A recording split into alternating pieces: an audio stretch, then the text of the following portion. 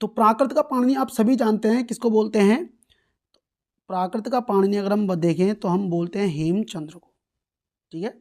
और अपभ्रंश का भवभूति किसको बोला गया है, तो अपभ्रंश का भवभूति बोला गया है पुष्पदंत को। और अपभ्रंश का कालिदास ये बोला जाता है स्वयंभू को। और अभिनव जयदेव किसको बोला गया है, तो ये विद्यापति को बोला गया है। अब बाकी विकल्प में हम देखते हैं, पहले का चौथा, दूसरे का तीसरा, पहले का चौथा, दूसरे का तीसरा। देख लेते हैं एक बार विकल्प। ये लो, पहला ही ऑप्शन है, पहले का चौथा, दूसरे का तीसरा, और देखो लास्ट का अभिनव जयदेव विद्यापति, और अपभ्रंश का कालिदास स्वयंभू। तो अपभ्रंश का कालिदास जो प्रश्न बना है यहाँ पे, ये एक नया प्रश्न हमारे लिए बन गया दोस्तों, ठीक है। अब बढ़ते हैं अगले प्रश्न की तरफ। 52वां प्रश्न फिर से रिपीट हो गया, ये नहीं, रचना और रचनाकार के साथ सुमेलित करना है। तो इस प्रश्न को भी हम ऐसे ही सॉल्व कर लेंगे, क्योंकि ये सारी रचनाएं सभी को याद होगी। जैसे कि श्रावकाचार हिंदी साहित्य की पहली रचना 933 ईस्वी की है, 250 दोहों में लिखी हुई है, ठीक है। और लिखी किसने थी ये, जिसमें कि श्रावक धर्म का उल्लेख है, तो ये लिखी हुई है, किसने लिखी थी, ये देवसेन ने लिखी थी, ठीक है। भरतेश्वर बाहुबली रास आप सभी समझ गए होंगे, 1184 ईस्वी की है, ठीक है। 205 दोहे। छंद किसकी दी है, शालिभद्र सूरी की। और शालिभद्र सूरी को किसने हिंदी साहित्य का पहला कवि बोला था, गणपति चंद्र गुप्त ने। चंदनवाला रास किसकी है, 1200 ईस्वी में लिखी हुई, 35 छंद, तो ये आशुगी की है। और रेवंतगिरी रास 1231 की किसने लिखी थी, जिन धर्म सूरी में या विजय सेन सूरी ने, 1231 की थी ये। और इसी की तर्ज पर आपने देखा भी होगा, जो आबू रास है, जो पल्हड़ ने लिखी थी 1232 ईस्वी में, याद है आप सभी को, रेवंतगिरी, तो ये किसने लिखी है, विजय सेन सूरी ने लिखी थी।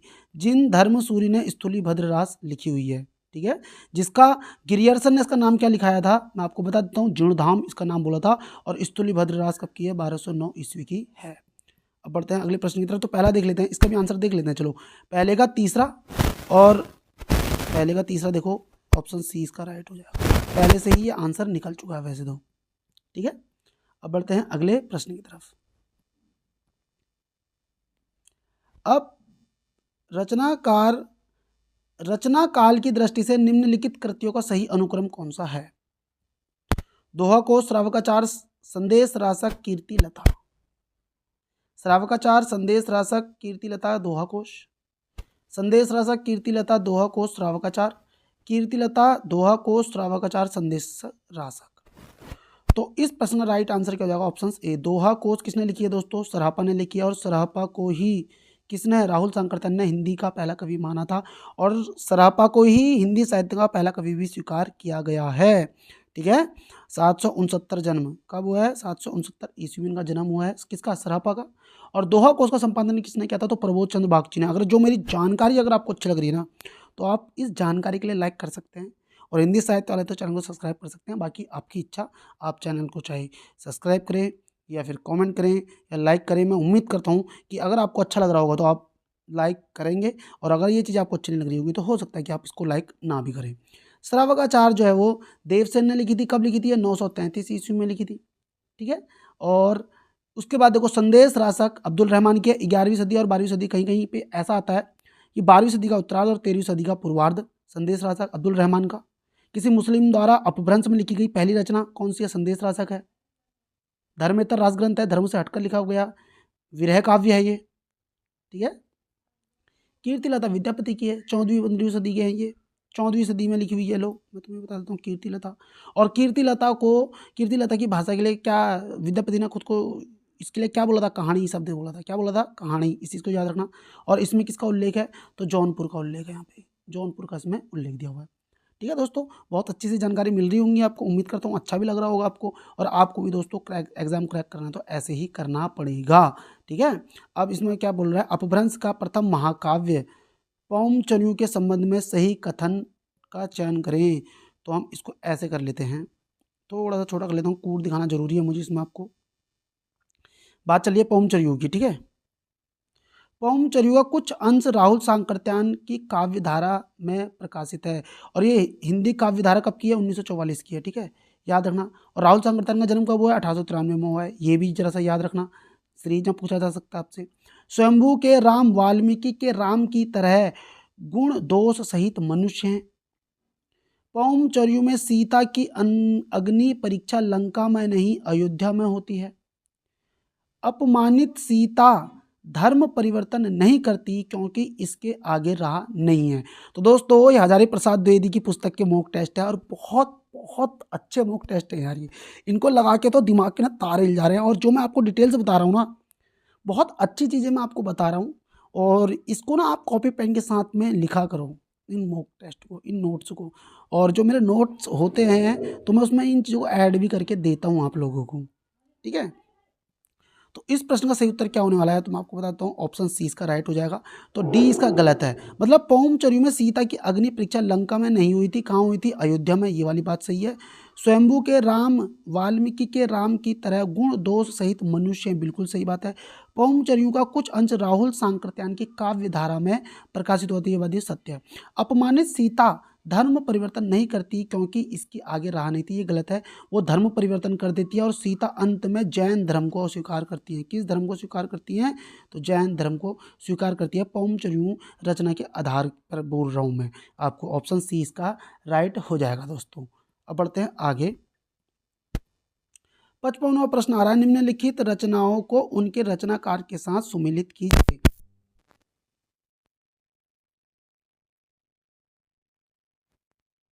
तो सबसे पहले देखो, हम्मीर रासो का सारंगधर का नहीं था? बिल्कुल था। तो ए का हम देख लेते हैं 5 कहाँ पे बना हुआ है।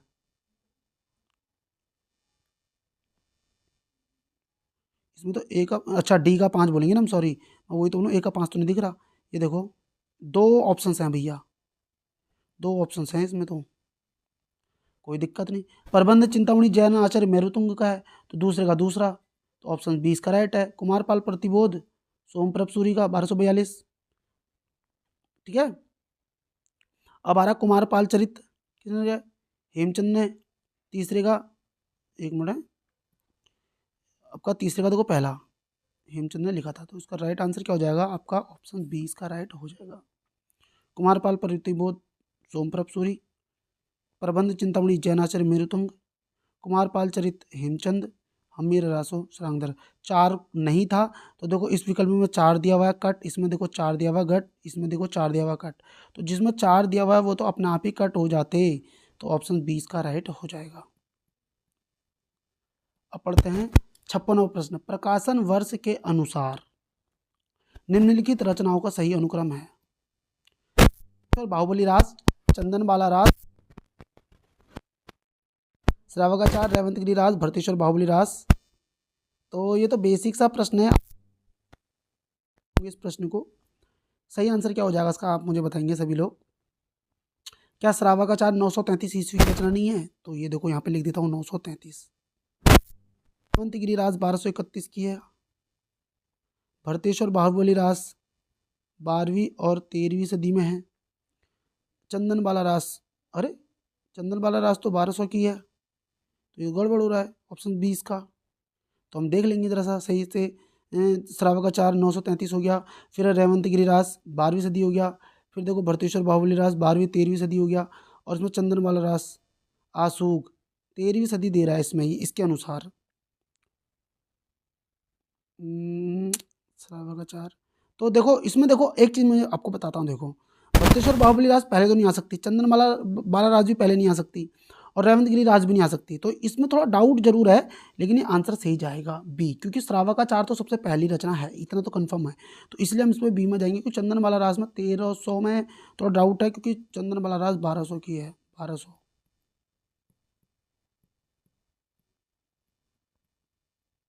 सत्तावना प्रश्न आ रहा है, कुल रचना काल के अनुसार निम्नलिखित कृतियों का सही अनुक्रम कौन सा है? कौन सा आ रहा है? 57वां प्रश्न आ रहा है। अब मुझे बताओ, कुलवयमाला कहा, राहुल वेल, उक्ति व्यक्ति प्रकरण और वर्ण रत्नाकर। तो इसका सही आंसर क्या हो जाएगा? कुवलयमाला कहा जो है आपकी उद्योतन सूरी ने लिखी थी 9वीं सदी में। एक मिनट, उद्योतन सूरी ने लिखी हुई है 9वीं सदी में। अब राहुल वेल रोड़ा कवि की है, सदी है रोड़ा कवि। उक्ति व्यक्ति प्रकरण दामोदर शर्मा की है, ये 12वीं सदी की है, 21 कर दिया मैंने, सॉरी 12वीं सदी की है। वर्ण रत्नाकर वर्ण रत्नाकर ज्योतिषोर ठाकुर की है 14वीं सदी में। किसकी है ये? ज्योतिषोर ठाकुर 14वीं सदी में। ऑप्शन ए इसका राइट आंसर हो जाएगा दोस्तों। अब बढ़ते हैं अगले प्रश्न की तरफ। अगला प्रश्न हम देखेंगे, 1 मिनट। तो दोस्तों अब अगला प्रश्न देखेंगे हम, 58वां प्रश्न देखते हैं। मैं थोड़ा सा छोटा कर देता हूँ उसे ताकि विकल्प मेरे सारे दिख जाएं। संदेश रासक के संदर्भ में सत्य कथन चुनिए। संदेश रासक एक दूत काव्य है। इसमें एक विरहिणी नायिका एक पथिक से पिर्र के पास संदेश पहुंचाने के लिए निवेदन करती है। इसमें 3 प्रक्रम है। प्रथम में मंगलाचरण, कवि परिचय, आत्मनिवेदन और रचना उद्देश्य वर्णित है। द्वितीय प्रकरण में विरह निवेदन और तृतीय प्रकरण में षड ऋतु वर्णन है। इस कृति में कथानक रूढ़ियों का सर्वदा अभाव है। तो इस प्रश्न में हमें संदेश रासक के संदर्भ में, जो कि अब्दुल रहमान ने लिखी थी, जिसे हजारी प्रसाद द्विवेदी ने हिंदी का पहला कवि स्वीकार किया था, और संदेश रासक के जो लेखक अब्दुल रहमान थे, इसमें एक चीज़ और याद रखना, ये पहला धर्मेतर राजग्रंथ भी है। साथ ही साथ आप ये भी याद रख सकते हैं कि किसी मुस्लिम द्वारा अपभ्रंश में लिखी गई ये पहली रचना भी है दोस्तों। हमें इसमें सही कथन का चयन करना है, तो इसमें सही कथन क्या जाएगा आपका? Option B. मतलब कि पहला सही है, दूसरा सही है और तीसरा सही है। तो हमें इसमें सीखने के लिए क्या मिला है? देखो, संदेश रासक में 3 प्रक्रम है। प्रथम में मंगलाचरण। मंगलाचरण क्या होता है? किसी भी भगवान की स्तुति के बारे में लिखना। फिर देखो लास्ट में कवि परिचय, उसके नीचे कवि परिचय होता है, आत्मनिवेदन देना और रचना उद्देश्य वर्णित करना, ये होता है मंगलाचरण में। द्वितीय प्रकरण में विरह निवेदन देर का, उसमें विरह का निवेदन, और तृतीय प्रकरण में षड ऋतु वर्णन भी दिया हुआ है। इस कृति का कथानक रूढ़ियों का सर्वदा अभाव है। ये बात गलत है, क्योंकि उसमें रूढ़ियों को दिखाया गया है और ये कहा गया है कि जो इसका कथानक है ना, वो संस्कृत की काव्य रूढ़ियों पर भी। इसका ऑप्शन डी इसका गलत हो जाएगा, तो ऑप्शन बी इसका राइट हो जाएगा दोस्तों। अब बढ़ते हैं प्रश्न की तरफ, 59वें प्रश्न की तरफ। संदेश रू सविथ रू पई मई कहणु न जाई, जो काल गुली मुंदड़ऊ सो बहाणी समाई। उपर्युक्त पंक्तियों के रचनाकार कौन है? तो इस पंक्ति के रचनाकार देखते हैं, विमल सूरी, अधः माण और हेमचंद्र दामोदर भट्ट। तो इस प्रश्न का सही आंसर है ऑप्शन बी, अधः माण, मतलब कि अब्दुल रहमान। और सेम इसी तरह की एक और उक्ति है जो कि तुलसीदास की है। किसकी है दोस्तों? तुलसीदास, क्योंकि उसमें कल उंगली मुंदड़ी, मतलब एक जो उंगली की जो अंगूठी होती है, वो एक संकेत के रूप में भेजने के लिए प्रयोग किया गया है। तो तुलसीदास की भी एक रचना है बरवे नायिका, उसमें भी 7 खंड दिए हुए हैं, 7 कांड जिसे हम बोलते हैं। उसमें एक सुंदर कांड की एक पंक्ति आती है कि अब जीवन है कपि आसना कोये, कान गुरिया की मुंदरी कंगना होय। तो ये किस में है?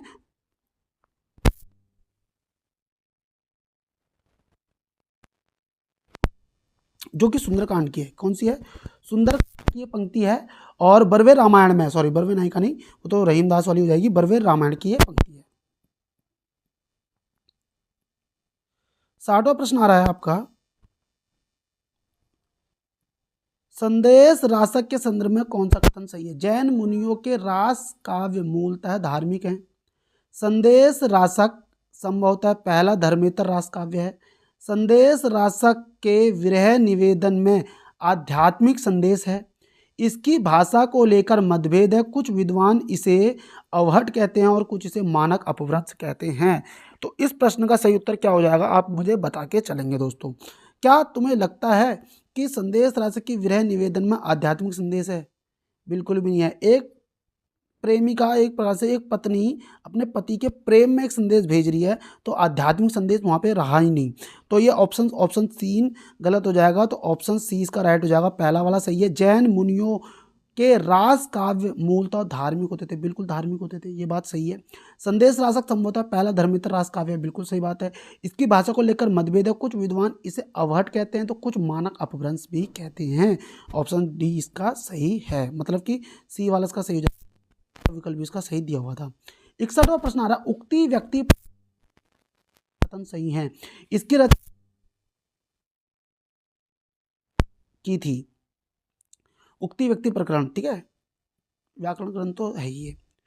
अब दूसरा वक्त, यह व्याकरण ग्रंथ है, इससे बनारस और आसपास के क्षेत्रों की भाषा, संस्कृति आदि का अच्छा परिचय मिल जाता है। सुनीति कुमार चटर्जी ने उक्ति व्यक्ति प्रकरण की भाषा को प्राचीन कोसली कहा है। अगर आपने मेरा लौकिक साहित्य देखा है ना आदिकाल के अंतर्गत, मेरा लौकिक साहित्य वाला अगर आपने वीडियो देखा है तो आप इसको आराम से कर लेंगे, और अगर आपने नहीं किया होगा तो फिर मैं आपका कुछ भी नहीं कह सकता। तो देखते हैं इस प्रश्न में, इसमें अवहट को मध्य देशीय रूप का प्रयोग, इसमें अवहट के मध्य देशीय रूप का प्रयोग हुआ है। तो इस प्रश्न में देखते हैं हमारा सही उत्तर क्या हो जाएगा। प्रश्न संख्या हमारी कौन सी है, ये 61वीं है। और देखो इसमें 61वीं में क्या बोल रहा था, इसकी रचना ज्योतिषोर ठाकुर ने, ज्योतिषोर ठाकुर ने राजकुमारों को शिक्षार्थ में की थी, और यह व्याकरण ग्रंथ है जो बनारस के आसपास क्षेत्रों की संस्कृति आदि का अच्छा परिचय मिल जाता है। डॉक्टर सुनीति कुमार चटर्जी ने उक्ति व्यक्ति प्रकरण को प्राचीन कोसली कहा है। उक्ति व्यक्ति प्रकरण की भाषा को प्राचीन कोसली कहा। इसमें अवहट के मध्य देशीय रूप का, तो इस प्रश्न का राइट आंसर है ऑप्शन डी है। मतलब कि देखो इसमें जो पहला विकल्प दिया हुआ है वो गलत है, दूसरा विकल्प सही, तीसरा विकल्प सही, चौथा विकल्प आप सही। तो मतलब आप उक्ति व्यक्ति प्रकरण के लिए डायरेक्ट आप ऐसे कर सकते हैं। ठीक है, अब बात करते हैं अगले प्रश्न की तरफ। स्वयंभू का रामायण हिंदी का सबसे पुराना और सबसे उत्तम काव्य है। कथन है राहुल सांकृत्यायन, रामचंद्र शुक्ल, हजारी प्रसाद द्विवेदी, इनमें से। तो इस प्रश्न का सही उत्तर क्या होने वाला है, राहुल सांकृत्यायन। कि स्वयंभू का जो रामायण है हिंदी का सबसे पुराना और सबसे उत्तम है, राहुल सांकृत्यायन ने ये बात बोली थी। अब पढ़ते हैं अगले प्रश्न 63 में, मैथिली हिंदी में रचित गद्य की पहली पुस्तक, उक्ति व्यक्ति प्रकरण, वर्ण रत्नाकर, राहुल वेल और वसंत विलास। इस प्रश्न का सही उत्तर क्या हो जाएगा, वसंत विलास, सॉरी वर्ण रत्नाकर, जो कि ज्योतिषवर ठाकुर के मैथिली में लिखी हुई है। साथ ही साथ याद रखना जो 84 सिद्ध है ना, उनका नाम भी सबसे पहले इसी रचना में मिला था दोस्तों। ठीक है, अब बढ़ते हैं अगले प्रश्न की तरफ। प्रश्न संख्या 64वीं, असंगत कथन चुनिए। और अभी तो अरे प्रश्न तो बहुत सारे हैं। वर्ण रत्नाकर असंगत चुनना है ना हमें। वर्ण रत्नाकर मैथिली का आदि ग्रंथ है। इसके रचयिता जैनाचार्य मेरुतुंग है। सुनीति कुमार चटर्जी ने इसका रचनाकार 14वीं शताब्दी का पूर्वार्ध माना है।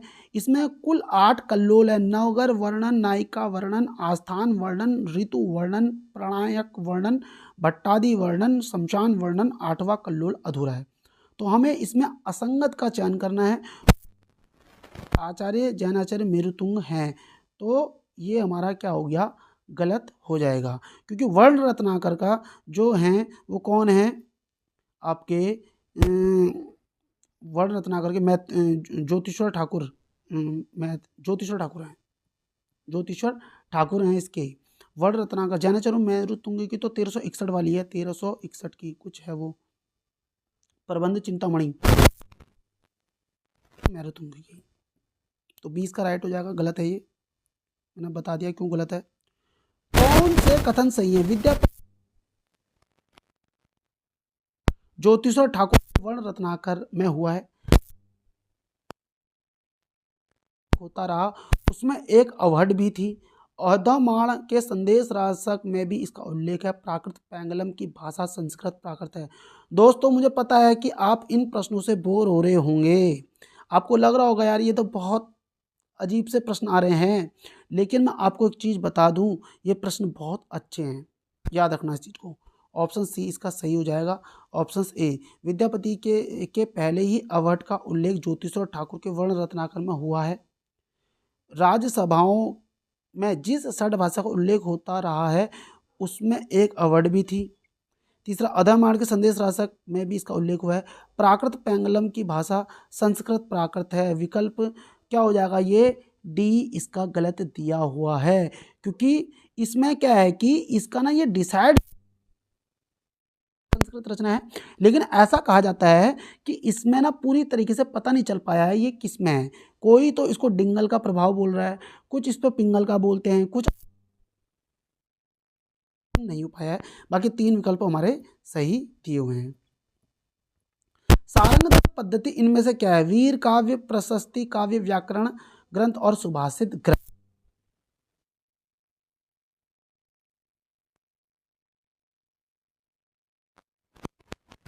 ये है दोस्तों। अब पढ़ते हैं 67वें प्रश्न की तरफ। इनमें से किस रचना में हेमचंद द्वारा कुमारपाल को उपदेश देने की कथाएं वर्णित हैं? कुमारपाल प्रतिबोध, कुमारपाल चरित्र, कुलय माला कहा, भोज प्रबंध। तो इस प्रश्न जाएगा कुमारपाल प्रतिबोध, ये इसका सही आंसर हो जाएगा। हेमचंद्र, ये तो सोमप्रभ सूरी का कुमारपाल चरित्र कट रहा है, ये सारे साफ पता चल रहे हैं। अब बात करते हैं 68वें प्रश्न की तरफ। डोला मारी दिल्ली में मूछियु मेच शरीर, शुष जज्जला मंती वर चलिए वीर हमीर। उपयुक्त पंक्ति के रचनाकार कौन है? तो नाम से ही आपको पता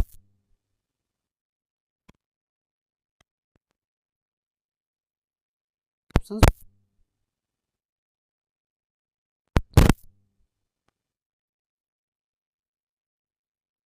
हमारे समाप्त हो चुके हैं, आंसर और वीडियो भी हमारी काफी करता हूँ। आज के प्रश्न आपको अच्छे लगे होंगे। और दोस्तों मेरे प्रश्न के मॉक टेस्ट में आप कॉपी पेन लेकर बैठा करो और अपने नोट्स में इन चीज़ों को ऐड किया करो। उम्मीद करता हूँ आप इन चीज़ों को समझोगे, मेरी भावनाओं को समझोगे और ये मॉक टेस्ट को दिल से लगाने की कोशिश करोगे। यकीनन ये मॉक टेस्ट आपको सीधे एग्जाम में देखने को मिलेंगे, क्योंकि आप खुद देख रहे हो उनका लेवल किस तरीके का है। मैं बेसिक मॉक टेस्ट भी आपको करा सकता हूँ, और अगर आप बोलोगे कि इस तरीके के मॉक टेस्ट चाहिए, हम उस तरीके की मॉक टेस्ट आपके लिए लाने की पूरी कोशिश करेंगे। तो दोस्तों मिलते हैं आपसे नेक्स्ट वीडियो में। उम्मीद करता हूँ आप मुझे प्यार देंगे और एक प्यारा सा लाइक और एक कमेंट जरूर करेंगे।